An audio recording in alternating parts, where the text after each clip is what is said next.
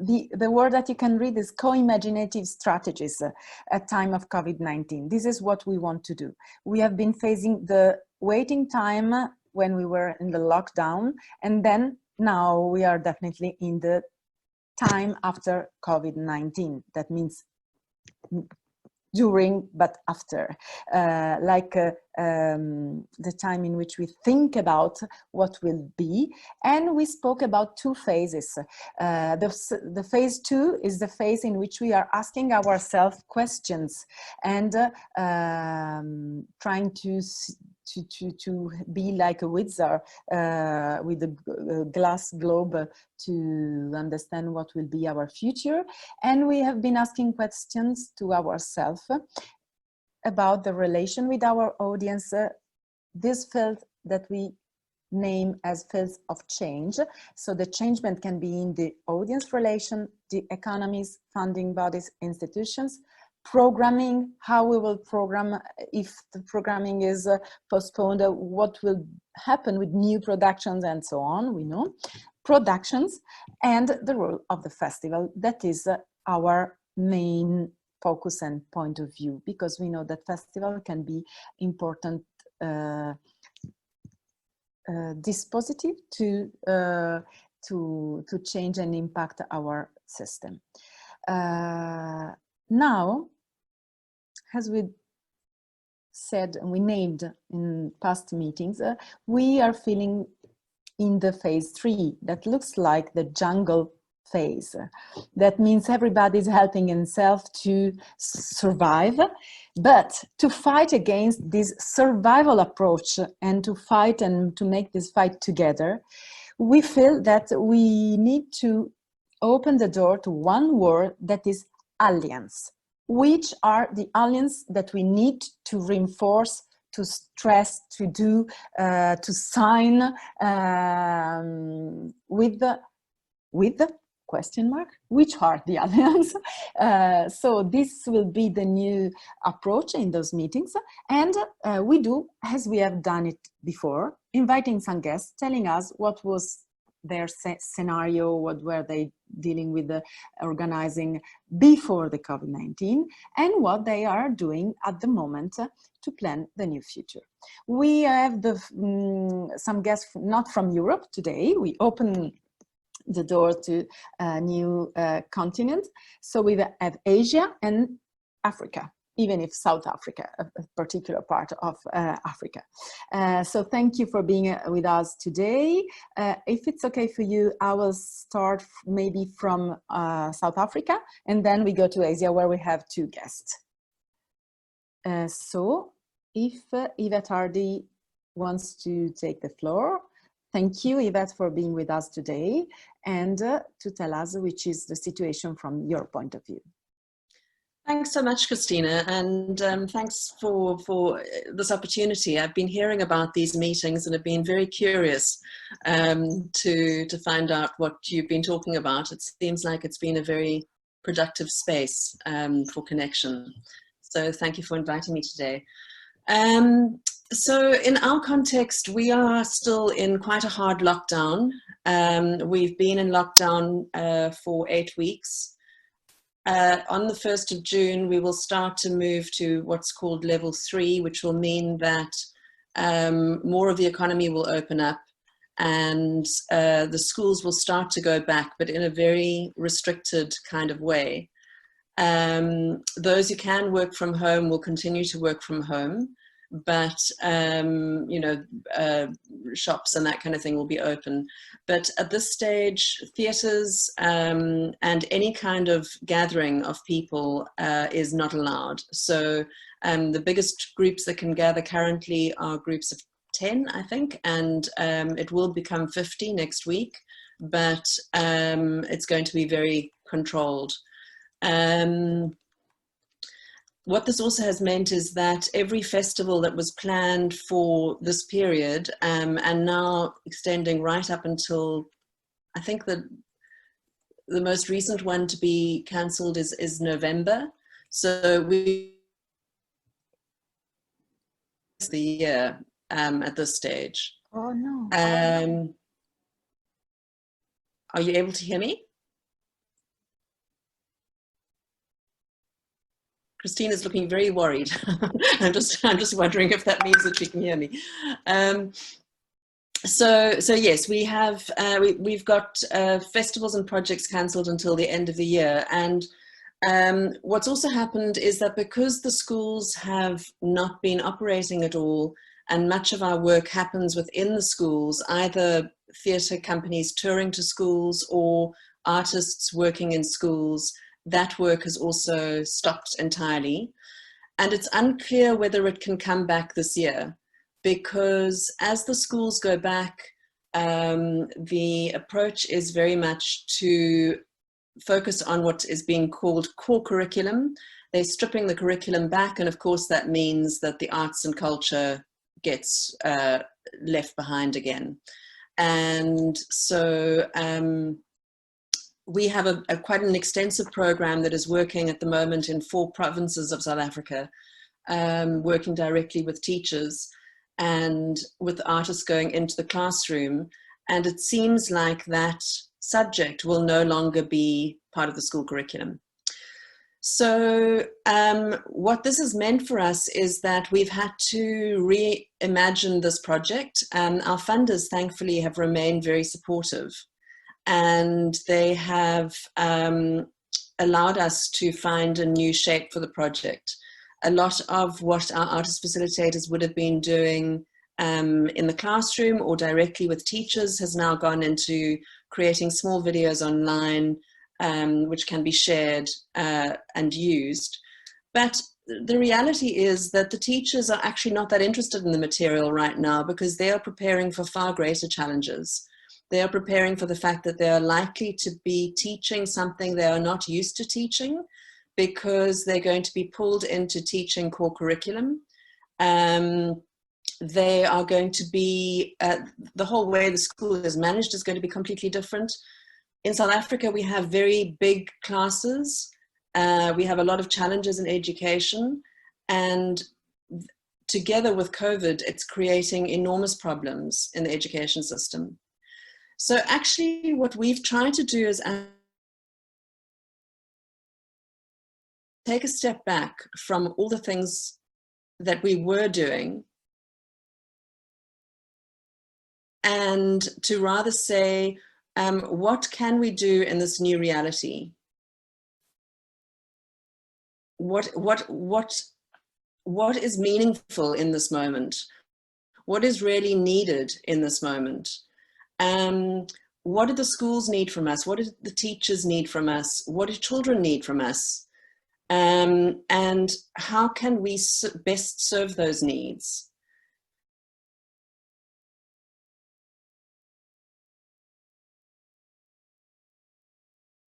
We're not going to be able to creative arts as a subject, but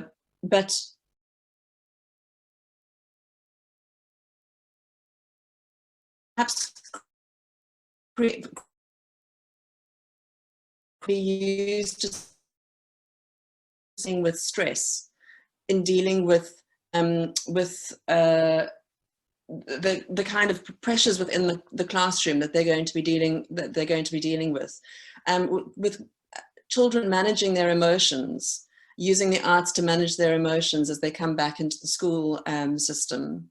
So we're working on small artistic interventions that are around that kind of well-being, and things which can be facilitated largely through online, but that can give the teacher a kind of a basis for a way of engaging with the children that is productive.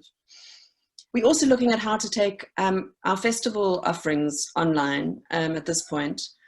And this is very difficult, because obviously what we value in theatre is that live interaction. And it's particularly difficult in our context in South Africa, because we have such an unequal society. And so many children do not have access to online. They do not have access to technology. Data is very expensive. So we're trying to find low-cost ways to create interventions. We've been creating, in partnership with others, for example, are printed resources that give children creative activities that can then be that they can do in the home. We are looking at WhatsApp and WhatsApp instruction as a way to reach children and their parents and the artist facilitators who were working with them before lockdown and who might have more direct contact to them through that. So through sending little almost like PDFs or JPEGs, which describe give an instruction or open up an idea or open up a little imaginative offering, and that can be shared on WhatsApp, and then you can chat around that on WhatsApp as to how to use this and how to work with it. We're also looking at how we can still preserve some element of liveness in whatever it is that we do online. So one of the projects that's been very successful is a storytelling project, which was initially meant to be quite a small project for a children's museum with a weekly storytelling session in that space. And it started just before COVID hit. And we then took it online, and we took it onto Facebook Live, because Facebook Live was a place where parents could say, these are the children that are in the room, and then the storyteller could see that and could incorporate that into the story. They could use the names of the children, they could talk back to the children, they could have some sort of direct engagement through the Facebook Live chat that was happening. And so children responded in a very different way to those stories than they would have responded if it were just for example, a television type one-way communication.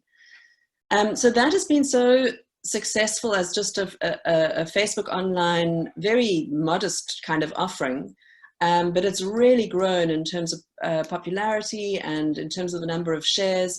And now the National Arts Festival, where we would normally have a platform of performances, has asked us to provide different offerings for their online festival.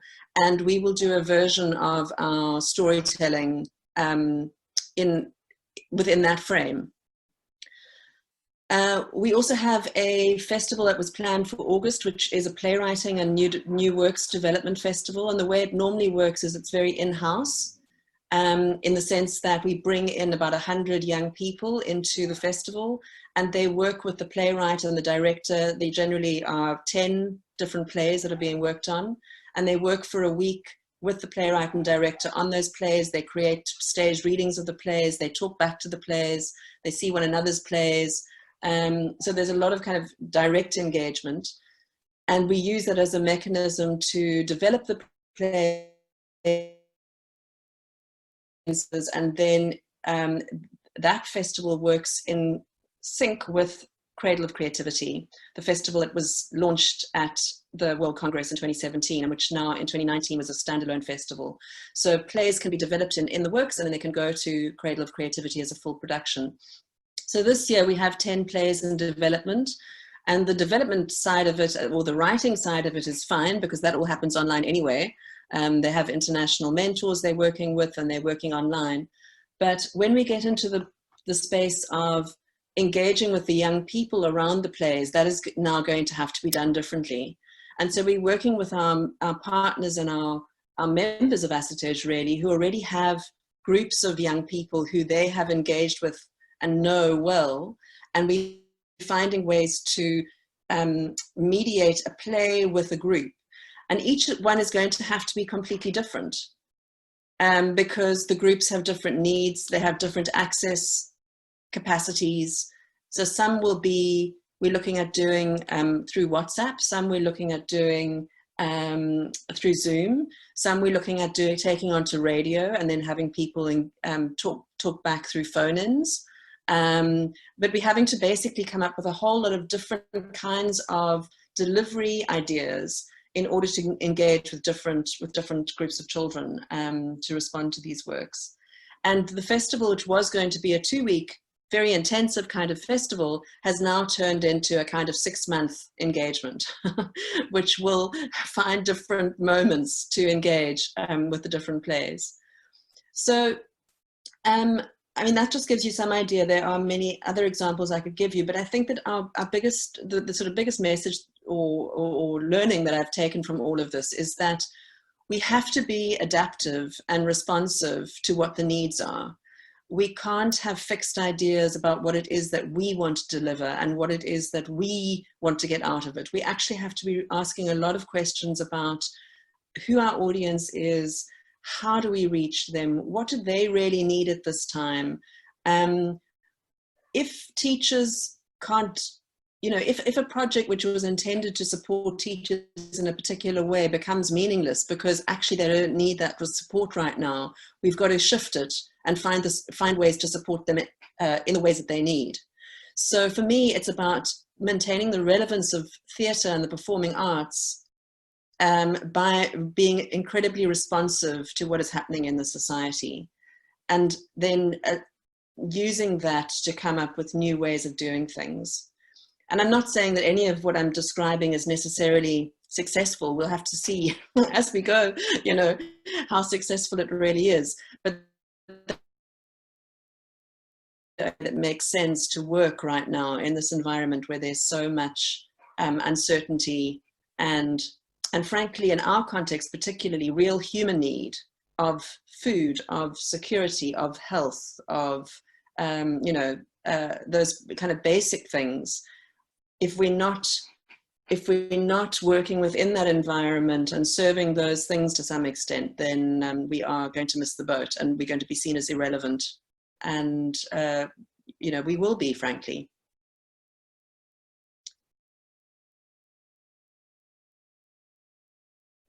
Thank you, Yvette, for your brief, I will say, recap about with few pictures or situation that can be useful as model to start a reflection, and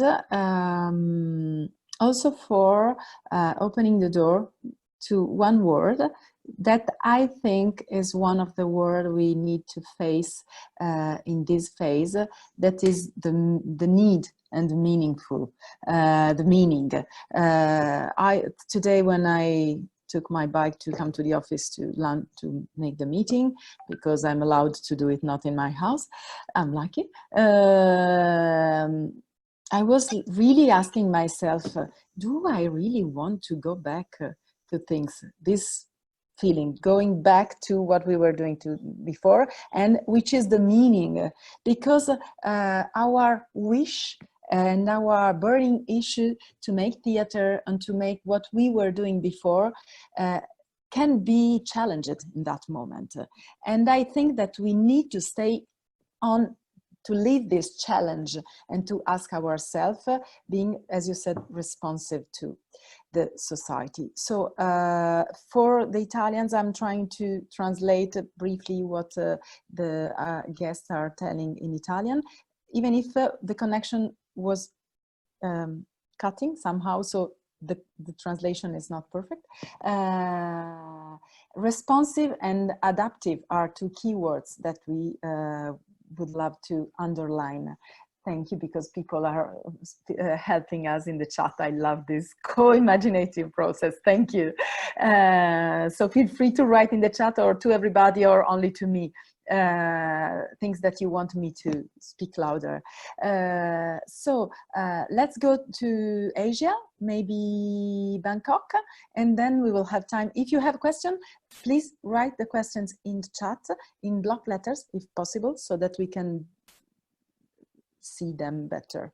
And so, Adjjima, welcome. Hello, hi, thank you very much.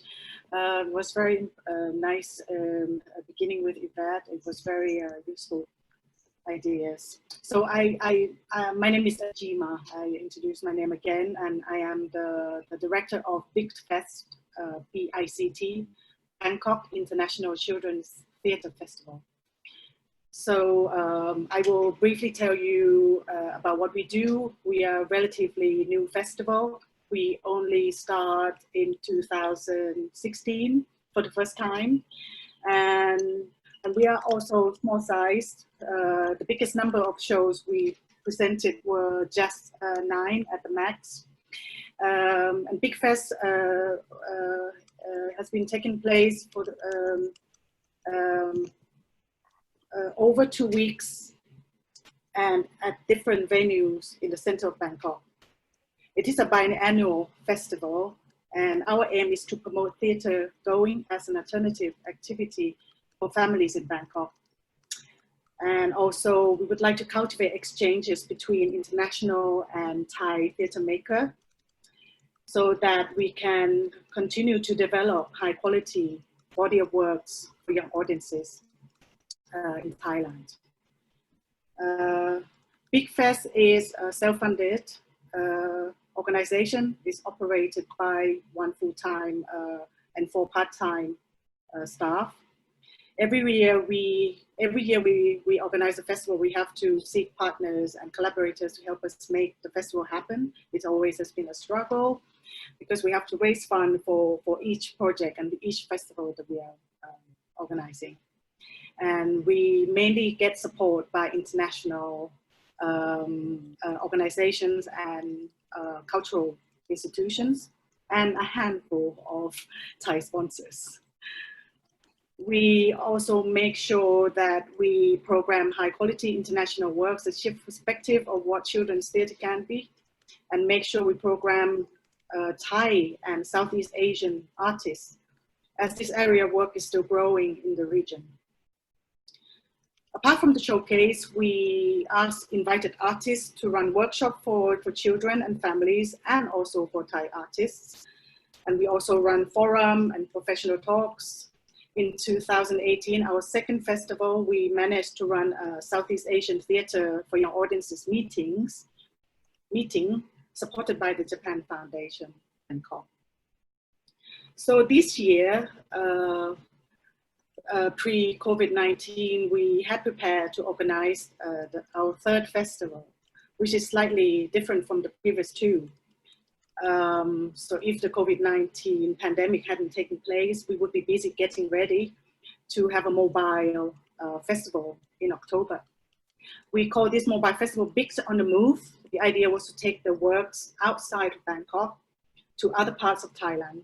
Actually, La Baraka was one of the people that we were planning to invite to join this project.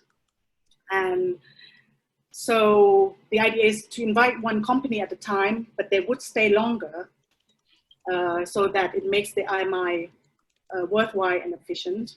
And they would be engaging more with children and families along the route. This is more like an outreach project. And we collaborate with NGO communities and other partnering events across Thailand where Big Fest would be stopping. So because of the obvious reason, we couldn't really, I mean, it's not, things are very uncertain in Thailand, and you know, with the COVID-19, the potential funders, everyone has been kind of like, you know, I think everyone has got affected by this thing. And for us, we feel that it's better to postpone the festival for next year. So it's been very difficult as a decision because we've been working very hard. Adjjima? Can you hear me? Yes, yes. Just one question. Sometime I will make question just to make sure that we don't get lost in translation. You mean next year, 21? 21. Directly. Okay. Yeah. So we have to. So hopefully, when things are, you know, things are started to open since the 1st of May in Thailand, kind of like slowly, bit by bit, the children will be going back to school in July.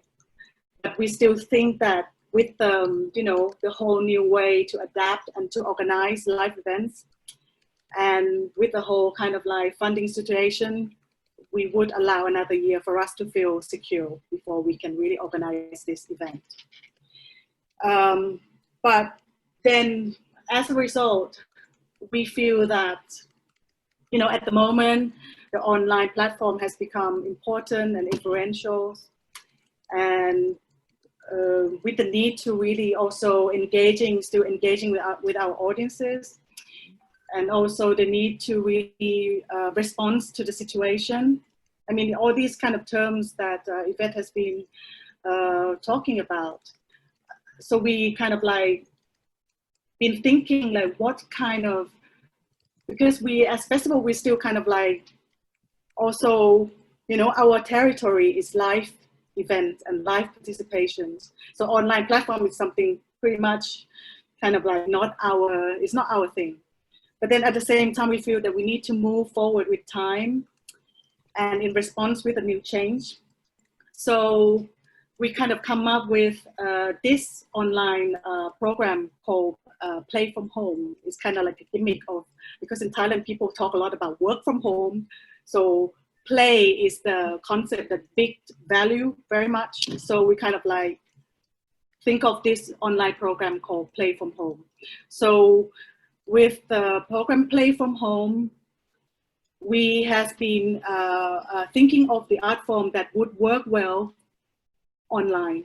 And we're thinking of storytelling and also of puppetry and maybe something like magic. So Play from Home consisted of two different programs.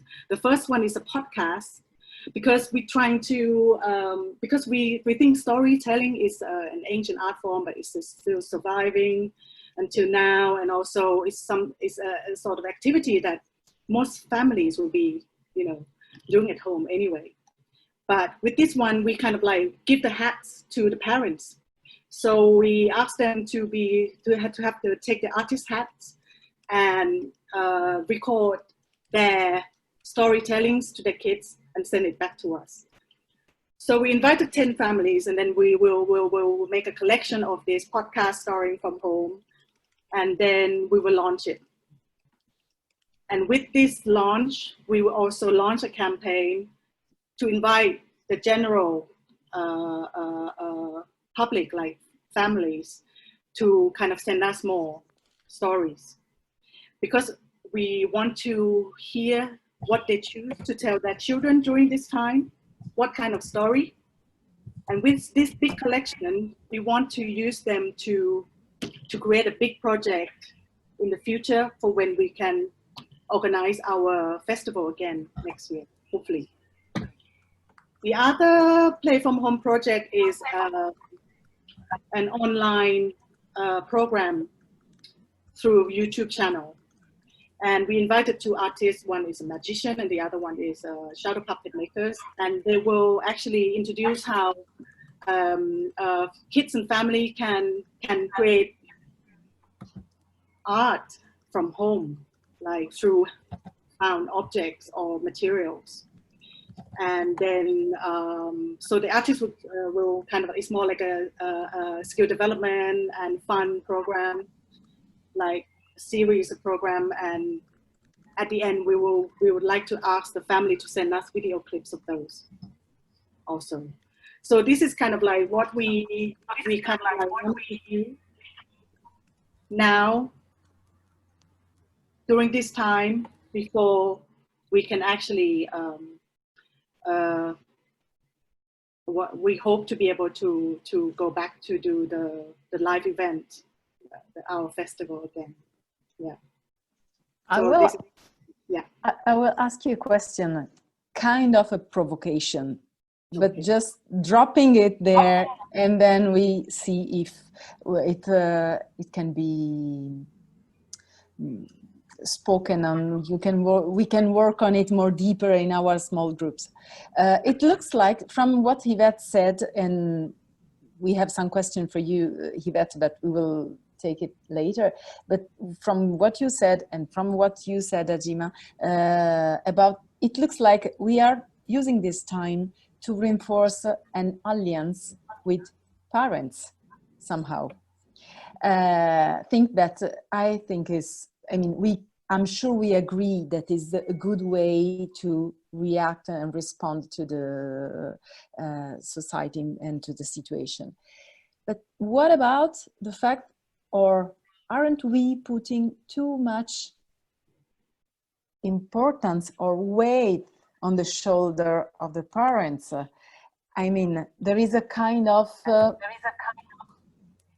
fragility, and how we do it is a subtle line. It's a kind of walking on a rope, because I'm just provocating, but don't we think that in the future they will think that this is art? I mean, I'm thinking to the audience that haven't had any real experience of art and theater, and these people we can join for the first time, so this is positive. And how can we keep in mind that we need to remember them, that this is not a real experience, it's just one experience that is sensed to be a bridge and to bring us to something else. What you said about the fact that you will give them a restitution, you give them back in your festival what they have been creating, giving all this material to artists to give that back. So it's a kind of dialogue. How can we guarantee this three role in this relation? Because Alliance is made by relations, and we have to be really clear on the rule that we have. Did you have any reflection on that and an idea to solve that? For me, in Thailand, we actually work with, we are friends with an organization called Block Learning, which is like kind of like a parental, kind of like a group of for parents to share their concerns and how they can kind of like, you know, because in Thailand also everything is kind of like focusing on the kids, and the parents also has got like worries and concern, especially this time. I talked with Block Learning, and then they told me that there's a lot of parents being very concerned and stressed about this time where where they have really huge amount of free time with their kids because the kids are staying at home, and they're very stressed of what they can do to really make the time spending together valuable and worthwhile. So we kind of feel that this activity is not something that we impose, but it's more like an invitation for parents to take part.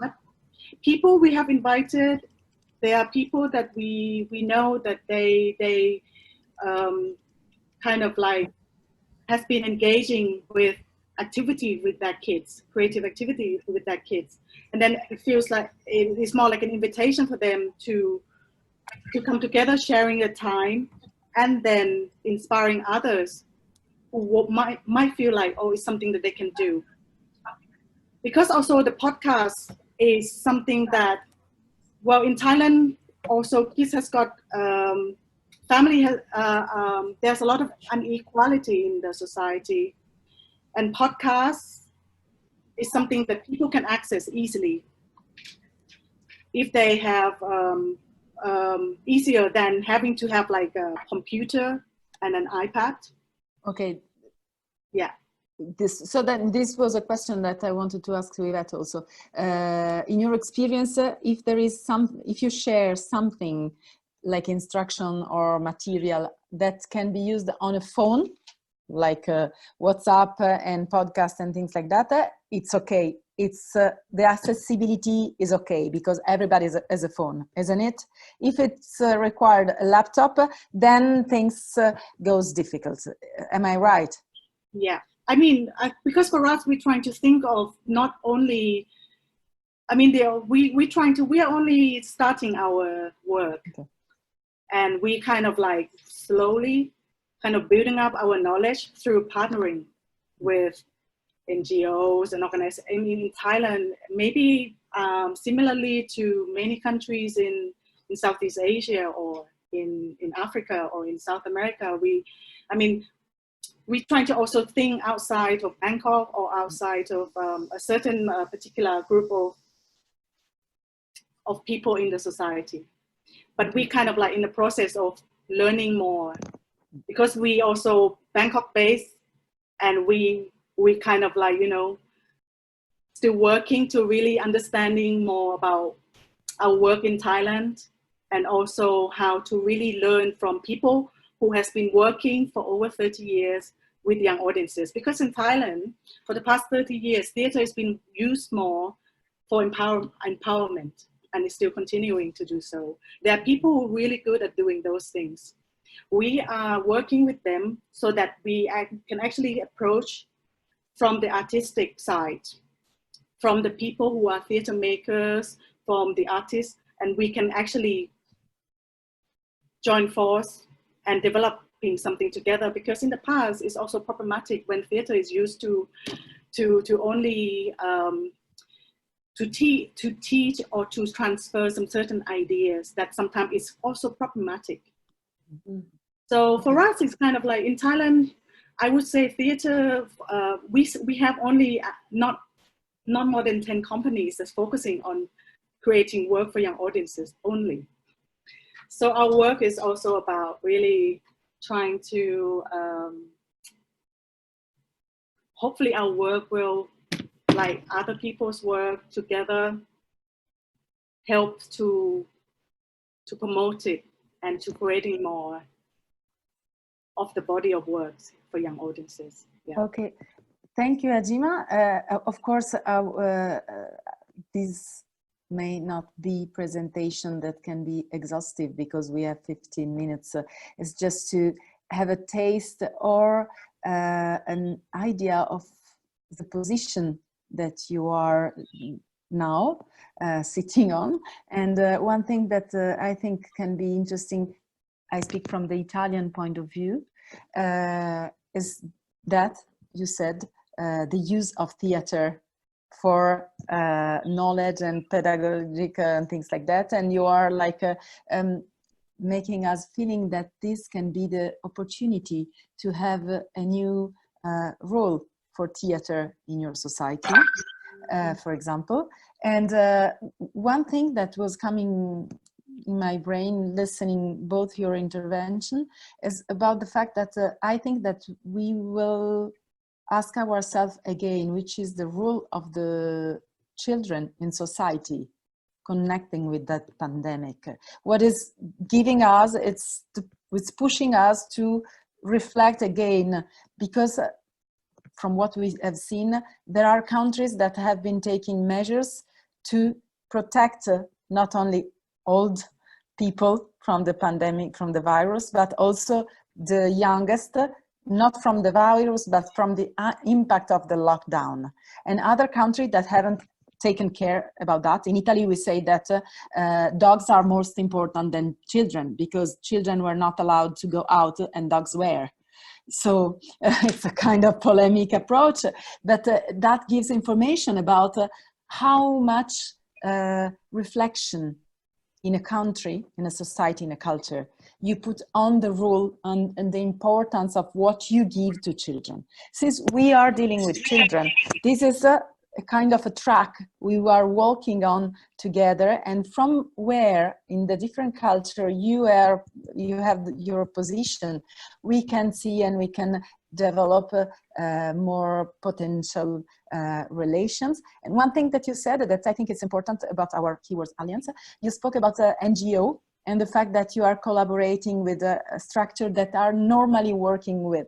So this is one thing that sometimes we forget in theater, not to work, to listen to our target, but because this, I think that more or less in every country we do, but to have a dialogue with other stakeholder that have relation with the same target we have the relation with. This kind of alliance, I think that is the time to reinforce this way of thinking, this mental approach. So I will give the floor to Grace, and we will have an extra time for question, because I think that today, since we went in other continent, we have the feeling, I mean, I have the feeling that there are so many things that we need to go deeper. So we will take 15 minutes more before the pause, if it's okay for everybody. Grace. Thank you. Hello, everyone. Thank you for inviting me, and thanks for Yvette and Adjjima's sharing. It's very touching. I'm Grace, the Executive Secretary of Taiwan Dago Children's Art Festival. It's my honor to participate in this meeting and share our experience in Taiwan. First of all, Let me make a quick introduction to provide you some picture of our festival. We are the only international children's art festival in Taiwan, which is not supported by government. This means we have quite pressure when raising our funds. We are located in Kaohsiung, a southern city of Taiwan. The resource is much lesser than the capital city, Taipei, in the north. Because the summer vacation here is in July and August, almost all the children's art festivals are held during this period. This gives us a chance to sell the performance to other counties' festivals to share the fee of inviting international ones. Usually, the duration of our festival is 10 days. It includes performances from Taiwan and other countries, workshops and lectures, comparing to the general performances for young audiences in Taiwan, which normally performed in proscenium stage. We prefer black box performances as black box is simple but delicate, so the young audiences can experience the performance closely. One of the main goals of our festival is to introduce various performances in the world to the local young audiences. We held our festival biennially. Originally, this year should be the third Dago Children's Art Festival. By the end of this February, the preparation of the festival was almost completed. We had set up the schedule, confirmed all participants, including the teams and the speakers, booked the venue, and etc. Besides the Taiwan participants, we also invite people from many other countries. We have teams from Sweden and Switzerland, speakers from USA and India. After the breakout of COVID-19 all around the world, we were forced to seriously consider the high risks of international transportation. Eventually, the uncertain circumstances of the epidemic let us decide to postpone the festival to July 2021, next year. We are lucky to make the decision early enough, so there are not really any irreparable damages happened. We want to keep everything the same as we plan to hold the festival originally, which means we will keep the invitations valid to all the participants. Regarding the situation in Taiwan, although we don't completely lock down the country or forbid people from going out, but almost every open theater activities have been cancelled. Our Ministry of Culture did make quick move to invite the practitioners of theater to get to know what the real need was and announce the relief policy in March. The first wave application for relief ended by middle of April. At present, the second wave is ongoing. It's from 4th of May to the end of July.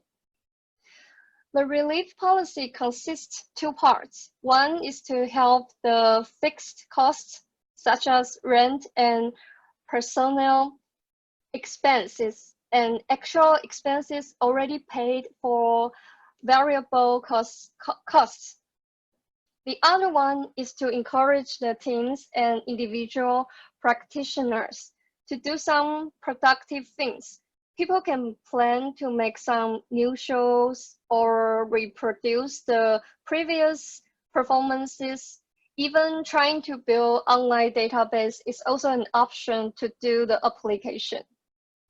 On the other hand, the local culture authorities are also releasing some projects for subsidy. As the epidemic has been ebbing in Taiwan, Many industries relating to audiences participating are discussing how to open again. For example, the baseball game is now allowing audiences in, but with a strict policy of limit number of people, and people must sit among empty seats for social distancing. But for the theater industry, this means the performance can only make 20% box office incomes comparing to the usual. We all understand this cannot be affordable. This is something this industry is discussing and about, and really needs the government to solve wisely. And that's it. Thank you.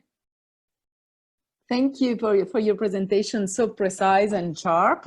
You have been touching some point that we have been questioning on in the previous meeting about the sustainability if the theater opens with the smallest audience, and yes. Also it's interesting this two possibility of funding or assistance that the government is giving, that is split in two different costs, kind of at the policy level. It looks clever that there is an idea. For example, in Italy, our institutions didn't still understand how to help the sector. We had a kind of a rainbow money for the smallest group that normally were not supported. It's kind of, at the moment it's not so clear. In fact, one of the things that we learned in our previous meeting is that maybe our institutions are not that aware of the way we function and about our real need. And maybe we need to reinforce this alliance also with our institutions and to make them aware of which are our real need to function as an industry. But let's go back to the question that were interesting. I'm just, okay, looking at that. And I want to add something. As you have seen, the people, the guests that we are hosting in our meeting are also guests that maybe, for example, I didn't know you both from Asia. Okay, one of us said, oh, maybe we can listen to those people. So it's like, and I don't know if you have this feeling. When you speak with one person, of course, you have his point of view. That is really personal. And if you speak with one person from one country, you have the point of view of one person on one country. So the picture we will have, it's really like a Zoom picture with all these faces. And I want to remember us, everybody, that this is not Taiwan, this is not Thailand. This is one point of view that is not to make your point of view less important, but to keep open to the questions that we can have, and the sparkling that you can enlighten our curiosity when you tell us something. This is something, I mean, it's a long monologue to say that when you are used to network and to go abroad, sometime I had this experience that you speak about one country and two persons are, for example, we had that the last time about France. We had two persons that were saying, in France they do that. Oh, no, in France they do that. And we are not French people. So it's strange how we perceive, and even if you ask an Italian, if I tell you what's happening now in Italy, and if one of my colleagues will tell you, we have two different pictures. So we are dealing with this kind of Picasso, his contemporary art picture, and trying to respond to all this stimulation, to be responsive to those. So it's a kind of strange feeling. But after sharing this feeling that I hope you understand somehow, which is the approach that is not, the guests are not the label guest, but it's just to listen to voices and to build on our point of view and our tool to go forward. So Yvette, how wide are the technological tools between children and families in South Africa? Is it possible to reach then in a maximum part. Yeah, this question about accessibility. How much do you feel you reach them? And how can you have a criteria or precise information about how much you reach them and how? Yeah, and how. I think, look, first of all, we've got so many different realities. We've got rural areas where, which are very far-flung, where people really, they don't have access to the internet. They might have access to phones, but it would not be smartphones. So you would be able to text, but not to send visual material, for example, or video. And in that kind of context, the best media to reach people would be radio. And I think that there's a huge opening right now for radio in South Africa particularly, but perhaps in other countries as well. And what I love about radio is that it's still, like theatre, has that degree of incompleteness. The audience has to complete the picture. You know, the audience has to see it all in their heads. They really have to engage their imagination.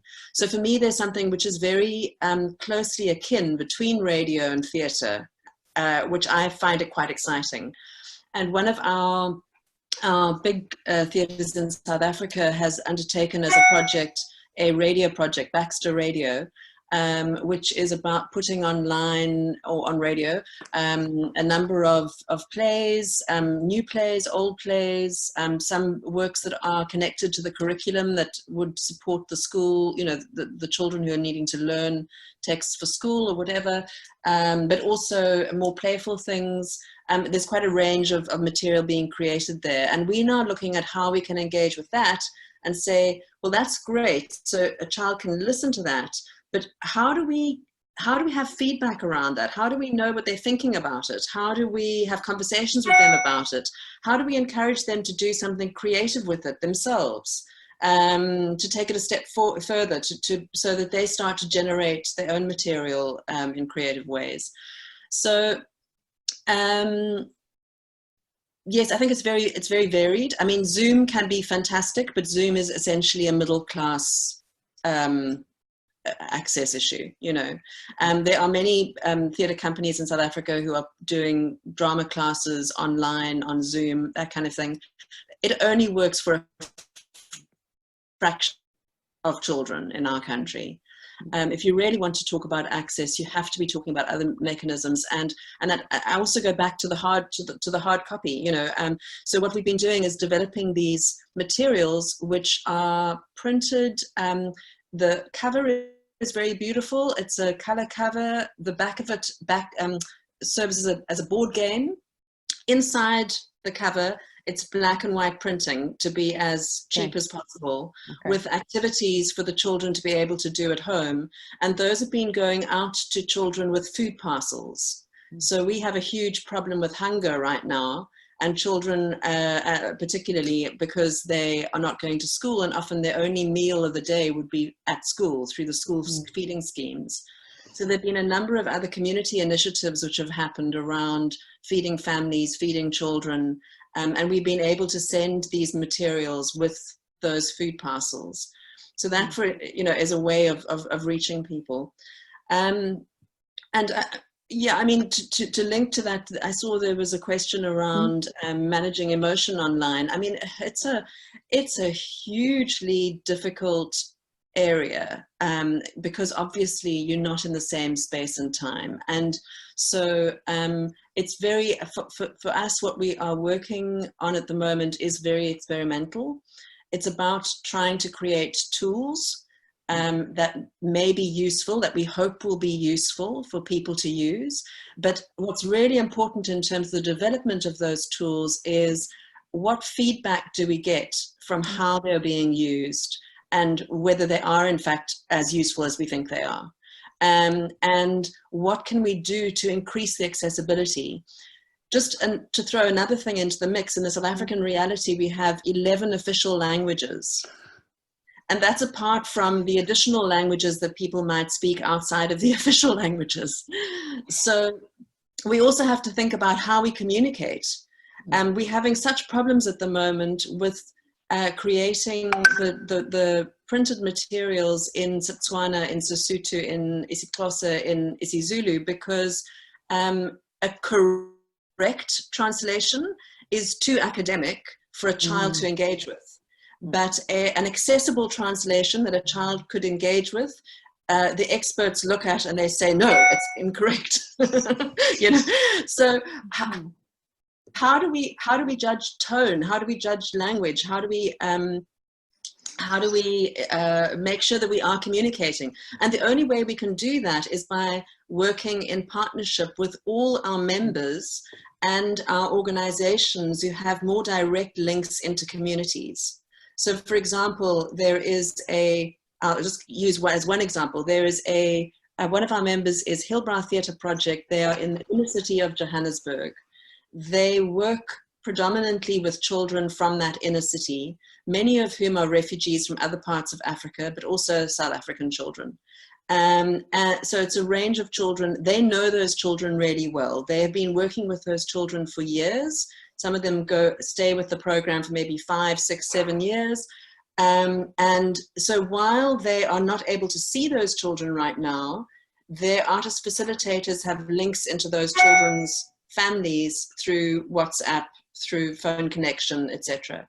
So how can we send material through those networks and then engage those artist facilitators who know those kids well to do the feedback loops, to tell us how they're experiencing what they're receiving, so that we can then look at how we can change what we're doing or modify or adapt again, or make it more relevant. So it feels like every little thing that we're doing, we're trying to test as we're doing it.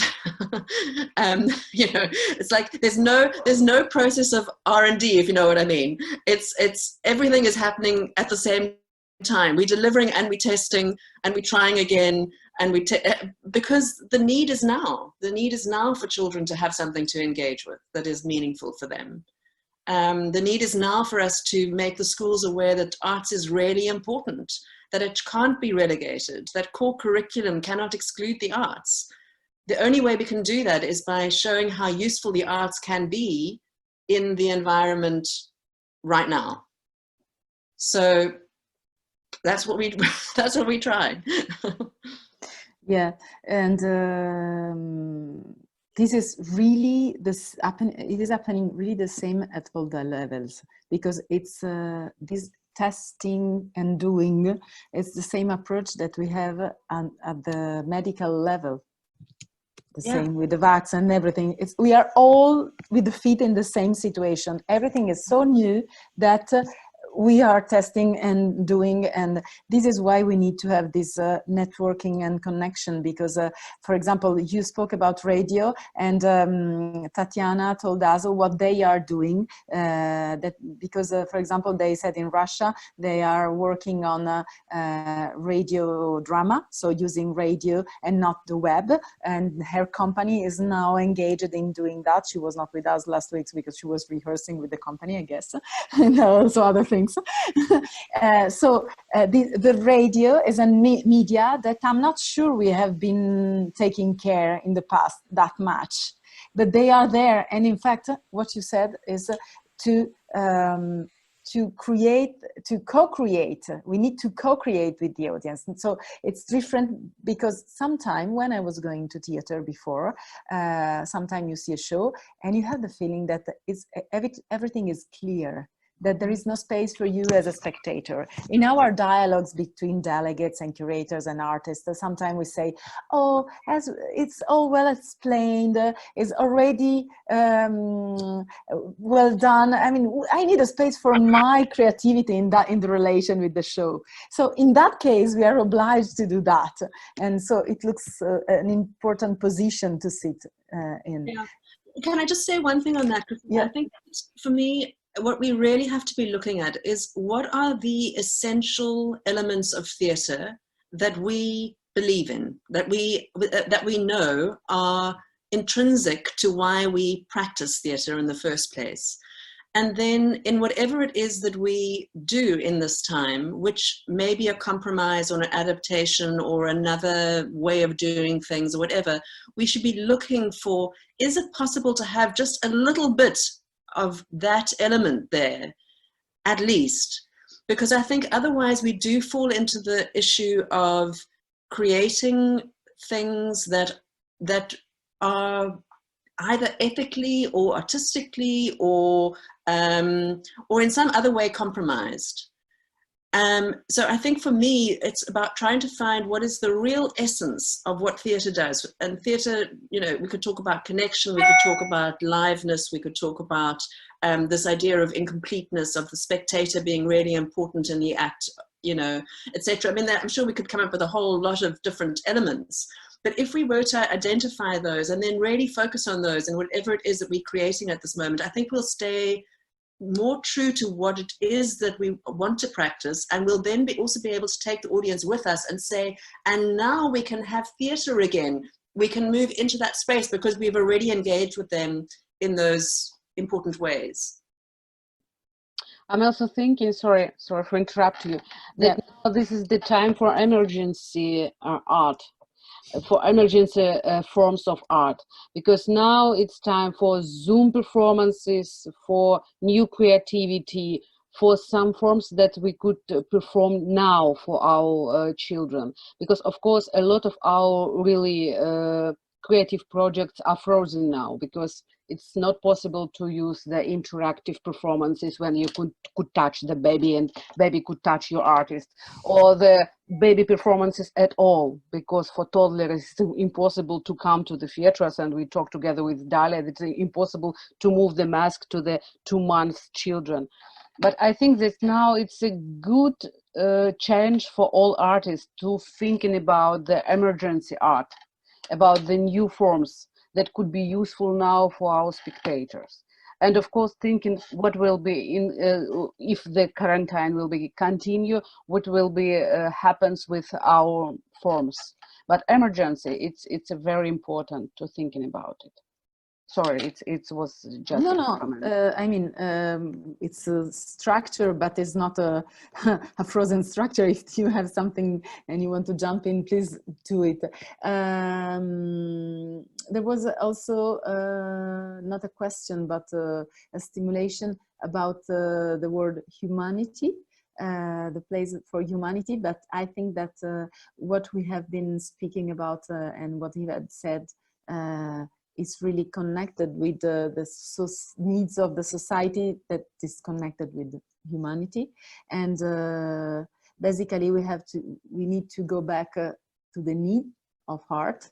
That is what art may or should do normally, but sometimes we lost this connection with the real need. Sometimes when we speak first class of theater, what is the necessity of you on the stage? You know, we go to the basic elements of theater and art. So if there is no other question, I will say that we have been touching a lot of important aspect in a philosophical but also in a concrete way, because more or less the three of you have been speaking about this connection with the audience somehow, and the fact that we need to work on it. There is maybe a question. Emma, were you asking something? No. Okay. Let me see if there is someone else.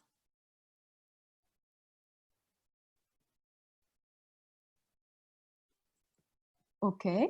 Okay. If there are no more questions, I will say that we can come back at 12, like 5 minutes, or 10 past 12, sorry, 10 past 12. And we will try to ask ourselves how we can connect better to our society by doing those alliances. And in the small groups, we can maybe exchange deeper on practice, for example, that we have been doing, so that we can share them. For example, just to make an example, this radio approach for me is something interesting I haven't been thinking about, and so this kind of alliance for me it's new idea, and so on. Okay, so alliance, a keyword for phase 3 to go beyond the jungle effect. What new alliances are needed? What alliances need to be empowered? How and with what actions? You will have a reporter that will speak by keywords about the important things that you have been discovering, and all the things that we have been sharing today, even more precise because we recorded. So I asked the guest if you have been speaking about a specific festival or association to write in the chat names that we can put in the report so that people can go and look for other information. And see you in 10 minutes.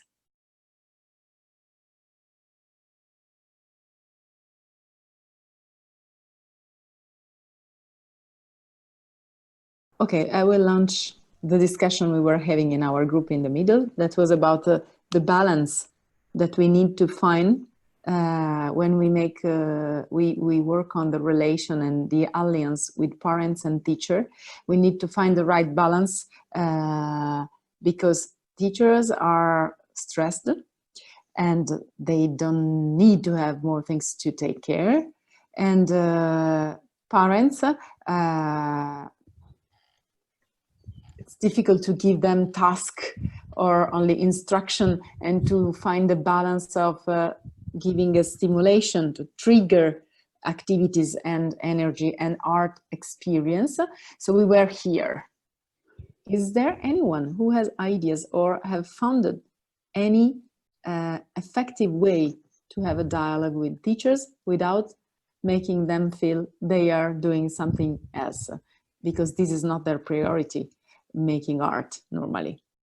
I think that it's a good tool to use the social media now, because in every country you have a very big groups in social media, in Facebook or in any social media which is popular in your region, which connects together the parents or the teachers, and maybe to present to them your activities now as a social tool, because all of us understand that it's now a lot of entertainment for children, but all of these entertainments are totally digital. It's like cartoons or movies, but not so much theaters that could be a useful tool for teachers, like, I don't know, classical plays or something very interesting for lessons.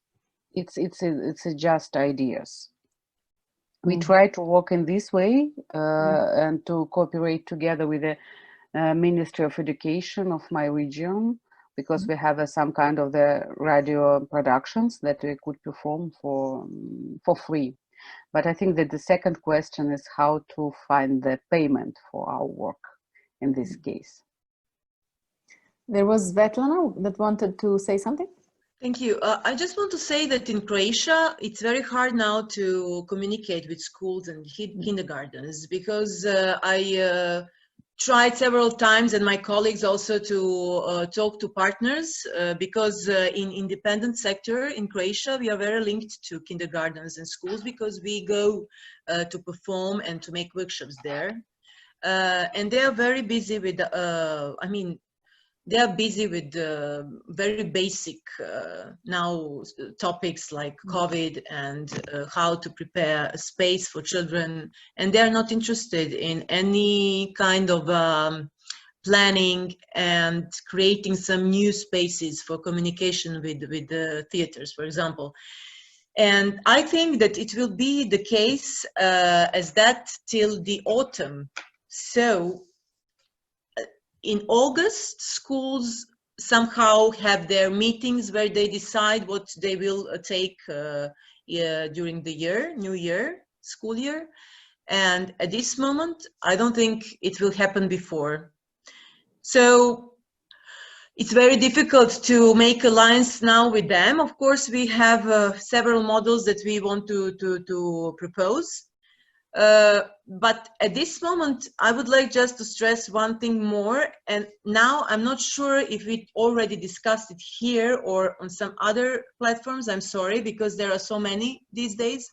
But economical sector is very important, I think, for us at this moment. Maybe we can find there some kind of help in order to, if we find some money in that sector, maybe we can make better communication with schools and kindergartens, considering money, as Tatiana said, that is now the question, how to find money for project we want to develop now.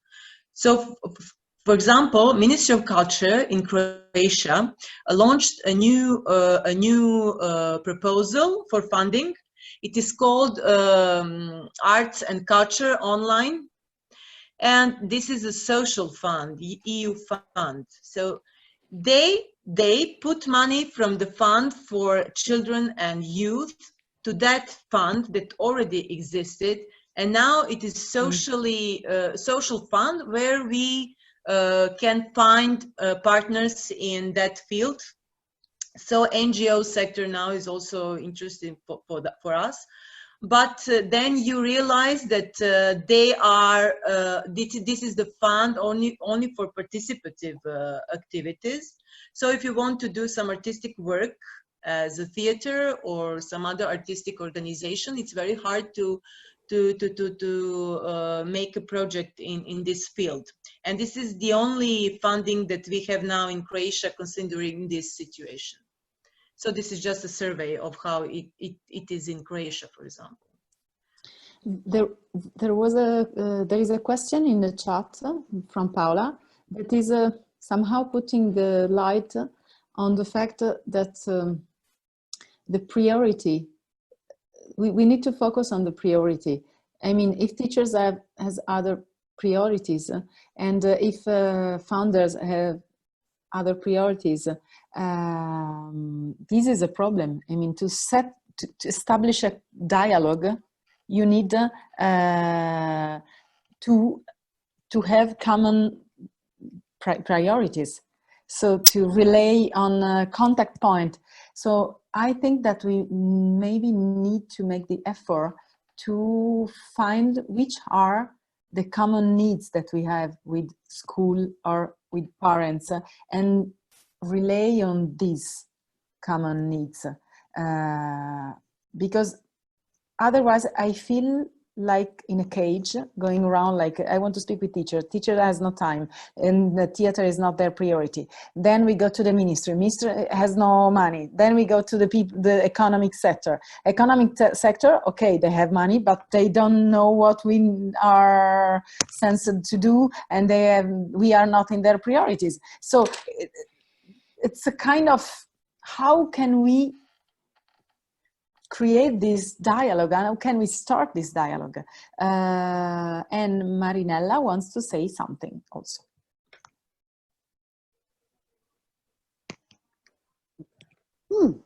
Okay, and I'm not a festival. We have a theater group, and we are doing an experience in this period.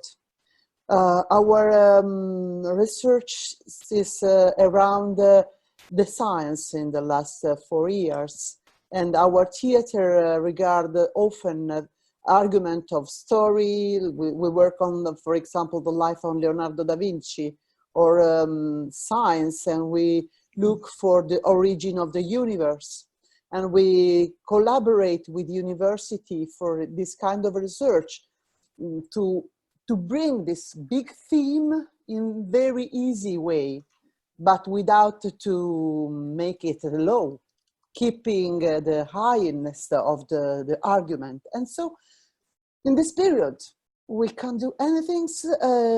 Then we decided to do a kind of research, a kind of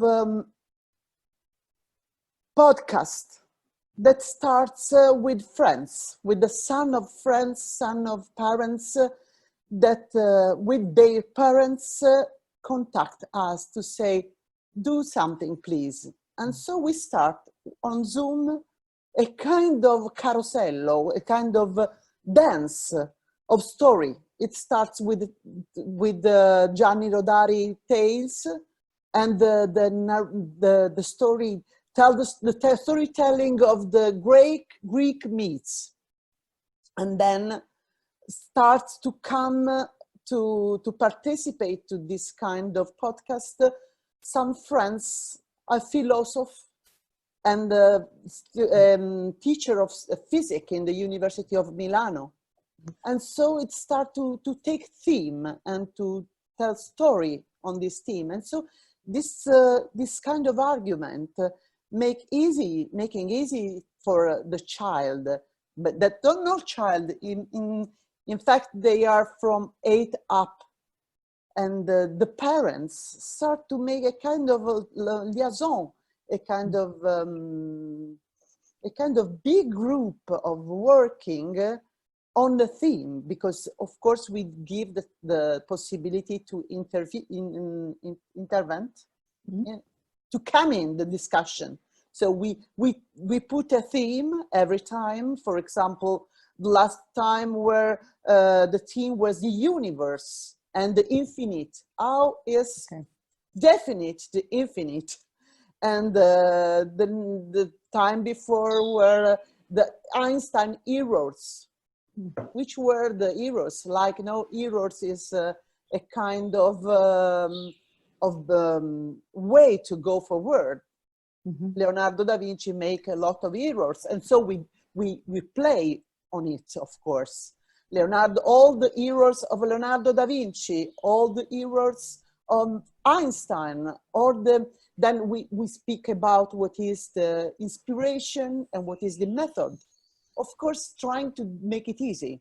Okay, so Marinella, you're telling us about a model about how to create a dialogue with the audience using starting from shows and using a tool that is a professionist, a philosopher that is triggering a dialogue starting from a topic.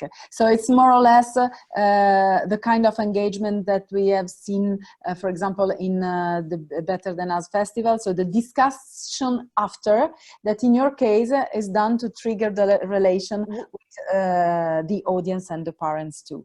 Thank you. That can be another model. Detlef? Yes, I could add. In Germany, we are in contact with the schools over decades, and so it's developing more and more. Now we have in this crisis on both sides, we have really problems, because the schools started 2 weeks ago with many rules of safety and so on. But also there are teachers in the school which want to maintain on the idea of cultural education. And these are the teachers who had been in former times in our audiences. And now we try to get in contact with them to find out what could be the way to continue in this idea of cultural education with them. And there are possibilities to get in the school.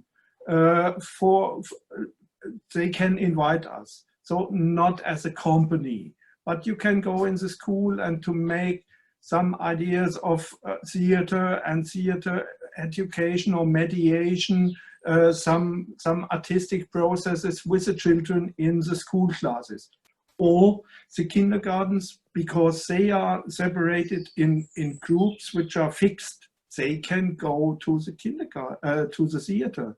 So that would be for sure on the end an economic problem, but we can continue in our artistic work with children, because they will come to the theater and we have smaller groups, which may be a good perspective also for the quality and for parts of interactivity and participation with small groups. You can realize this more better than with a huge group.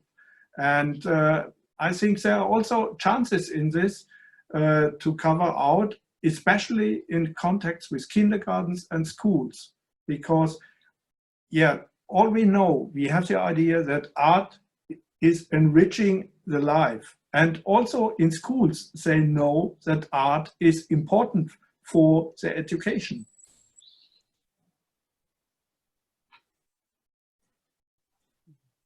Bebe?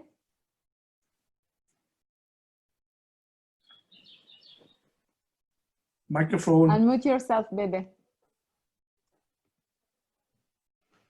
Okay. I would like to come from a different angle, a little bit broader, to come to the point here. I don't know where I heard these days that there is a, when we talk about the advocacy that we do for the need of performing arts in children. So I heard somewhere that it is much more effective when others talk about it.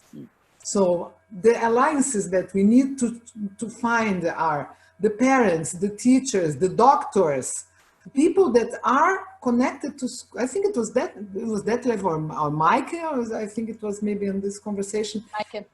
They need to talk about how important we are, because we talk that we are important, you know, that's a given.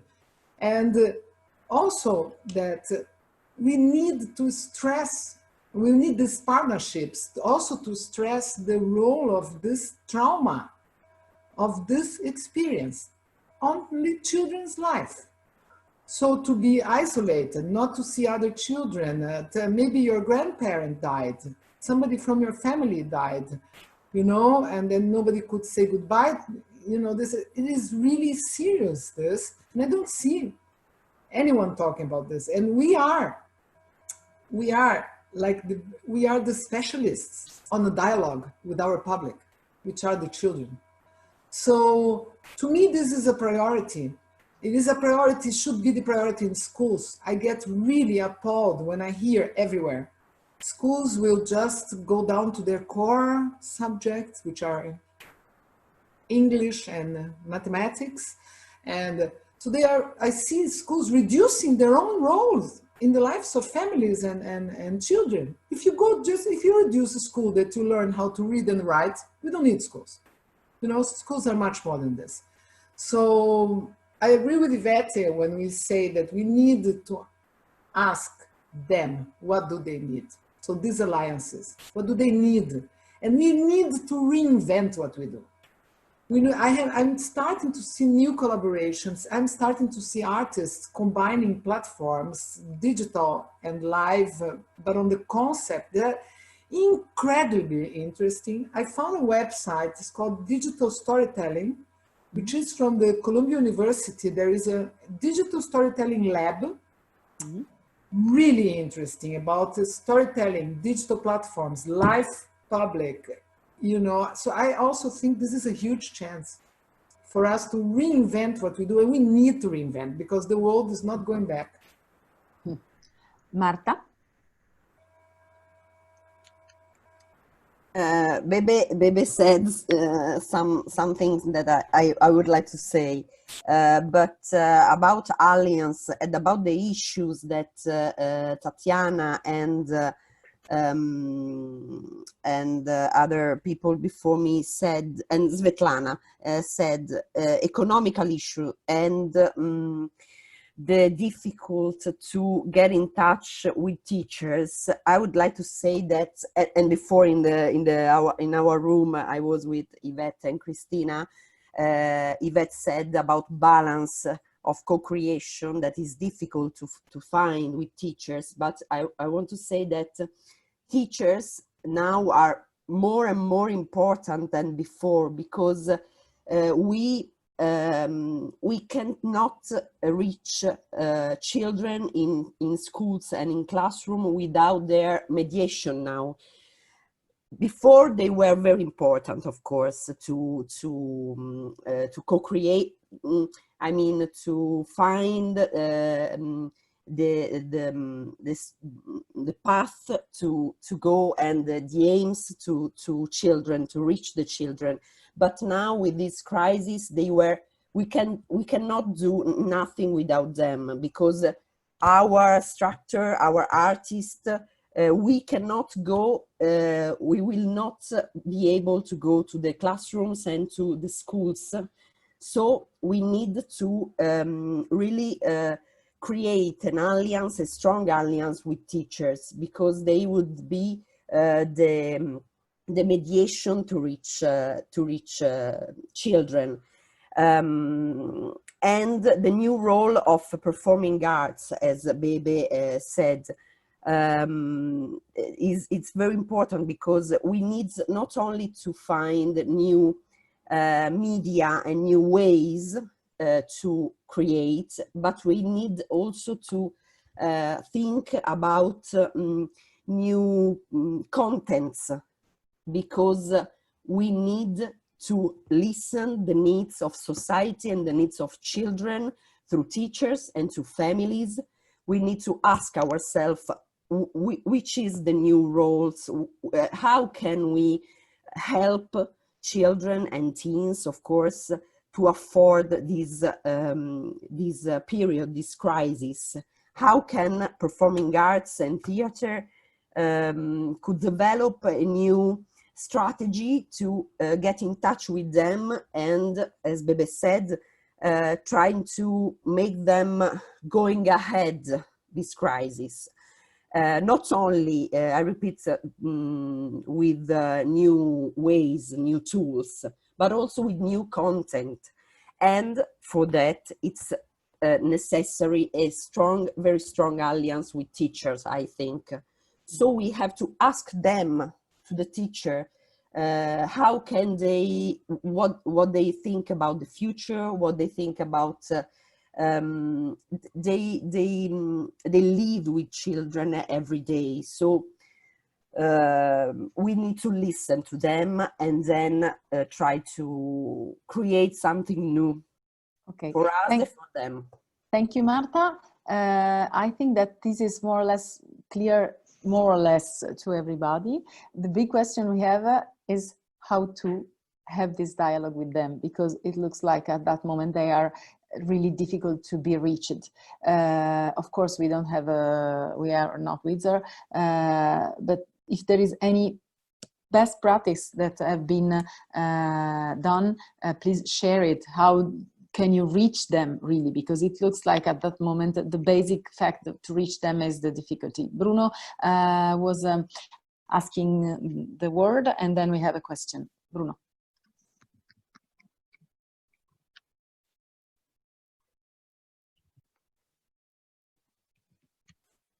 Sì? Bruno? No, you asked the floor, Bruno. You wanted to say something? Me? Sì? No? Am I wrong? Okay, niente, sorry. I had, okay, too many messages coming to me. Giovanna had a question?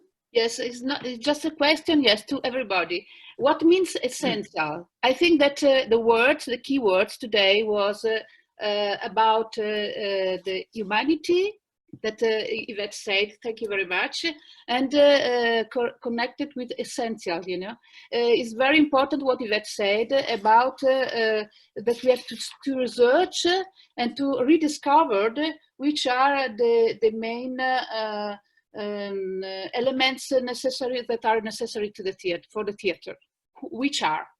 We can talk about the voice, body, what's about, and this is, I think, is very important, because if we are talking, if we go to the essential element of the theater, we can also talk more easier with parents and make very good alliance on it, because we work on base and the essential elements. So I want to ask to everybody that what not to everybody, but what they think about the essential element, the necessary of the theater with the essential elements of theater for our artists, because I think that is the very key words to make alliance. Thank you. Okay, thank you, Giovanna. We will reflect on it, and if there is any answer, just take the floor. Silvia, and then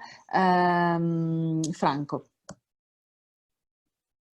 And just to trying to respond a little bit to the question, I was thinking that we should ask ourselves also what kind of skills we need to restart and what entities we should talk to, because I think it's really related also to the relationship that we have with the teachers. And I would like to just take a small time to tell you about a case study. Actually, we are having the second edition of a festival, which is about inclusive practices in performing arts in October.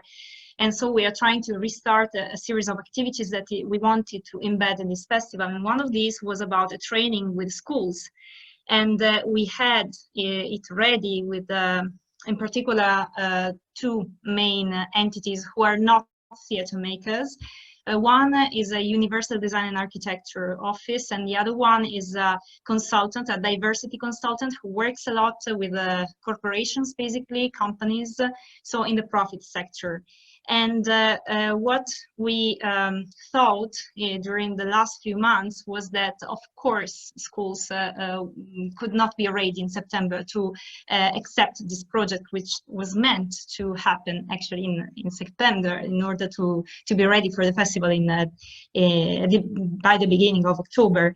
So what we thought together with the architects and also this consultant was something that we might have not come up to without their consultancy, without their skills and capacities. So this is a way that I was thinking, okay, maybe it could be a good solution in order to solve the problem and to fill the gap of, first of all, summer, because there's summer in the middle and we don't know what's going to happen also in the relationship with the teachers, but we need to keep this relation alive.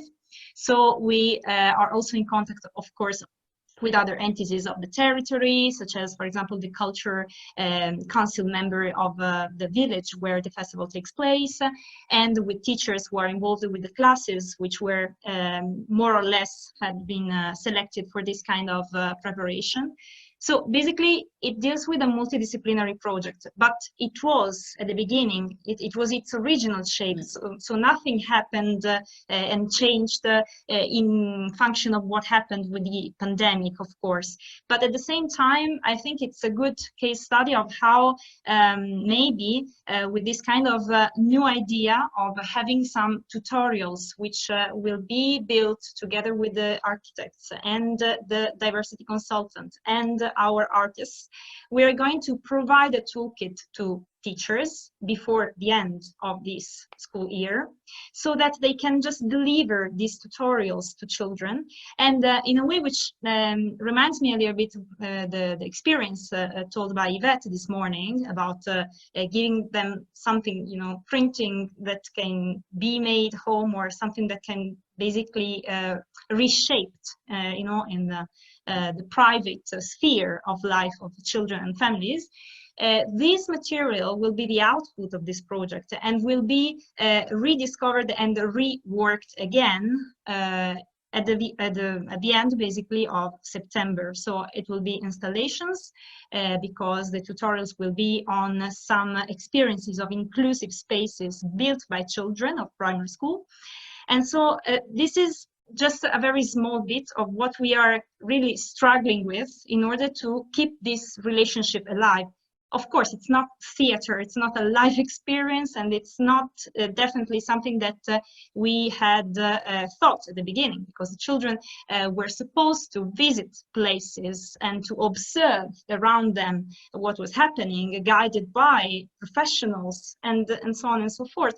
But this at least gives teachers the possibility and the opportunity not to think too much, because we know that they are overloaded with this, but at the same time to keep alliances alive. Because alliance in this right moment, for me, it's something which must be very concrete. So it's about relationships, it's about keeping in touch, it's about, okay, let's see, where are you, where am I, and how can just, you know, fill the gaps of what's going on. Thank you, Silvia, for this example and opening the floor to the work experience. And Franco? So I want to talk about a project I'm running in Lecce. after the launch of a call by our Ministry of Culture last year.